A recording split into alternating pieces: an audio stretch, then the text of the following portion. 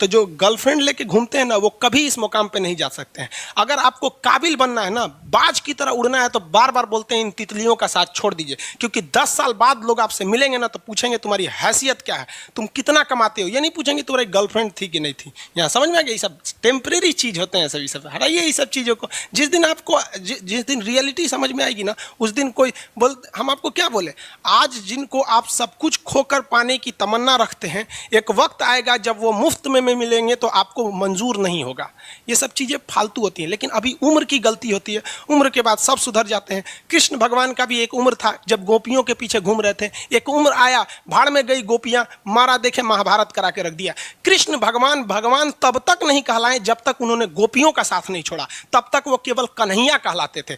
भगवान तभी कहलाए जब उन्होंने लड़कियों का साथ छोड़ा। तो अब तक केवल आप विद्यार्थी कहलाएंगे जब तक कि लड़की या गर्लफ्रेंड के साथ रहेंगे। जिस दिन इनका साथ छोड़ेंगे ना, उस दिन दुनिया आपको देखेगी, आप भी अपने क्षेत्र में मकाम हासिल करेंगे। समझ में आएगी नहीं आएगा? महाभारत पढ़िए, गीता पढ़िए, वो क्या कहना चाहता है वो सुनिए। क्या अगर केवल कृष्ण भगवान गोपियों के साथ घूमते रहते वृंदावन में तो कोई उनको भगवान कहता? नहीं। लेकिन उन्होंने उसके बाद इतना जीवन शुरू किया कि लोग उनके महानता को देखकर, उन्होंने जो बचपन में बदमाशियां किया था, उन्हें लोग आज हंसी के पात्र बनाते हैं, उन्हें कोई गलत नहीं बोलते हैं। आप सब लोग को अहिंसा का पालन करना चाहिए तब तक जब तक नौकरी ना हो जाए। जिस दिन पैसे वाले हो जाइएगा उस दिन और आगे बढ़िएगा। समझ में आ गया? जिस दिन आपके अंदर विनम्रता आ जाती है, भगवान आप पे विशेष नज़र देता है। समझ में आया कि नहीं आ गया?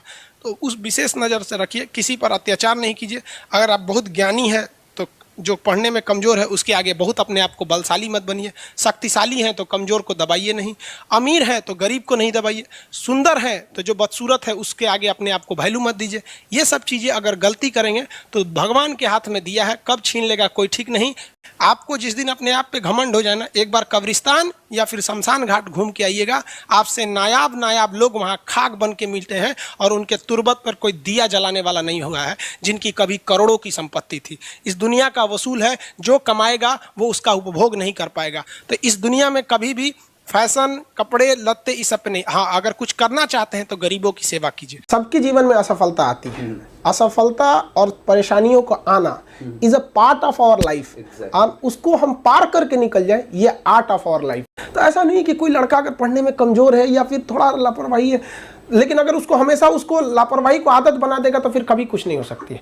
आपकी पुरानी आदतें आपको नई मंजिल तक नहीं ले जा सकती हैं। इसलिए इंसान को अगर ठोकर लगता है तो वो उसकी गलती नहीं है, लेकिन अगर दोबारा उसी पत्थर से ठोकर लगता है तो ये केवल और केवल उसी की गलती है। तो भगवान हमें अगर कभी तकलीफ देता है ना, तो समझिए कि भगवान हमसे बहुत ज्यादा कुछ उससे अच्छा कराना ले जा रहा है। कोई जानता था कि बस में टिकट काटने वाला व्यक्ति रजनीकांत बनेगा, वेटर की नौकरी करने वाला अक्षय कुमार बनेगा? कोई नहीं जानता था ना। जिसको खाने को पैसा नहीं था, जिस व्यक्ति को, आज वो अडानी कंपनी का मालिक है।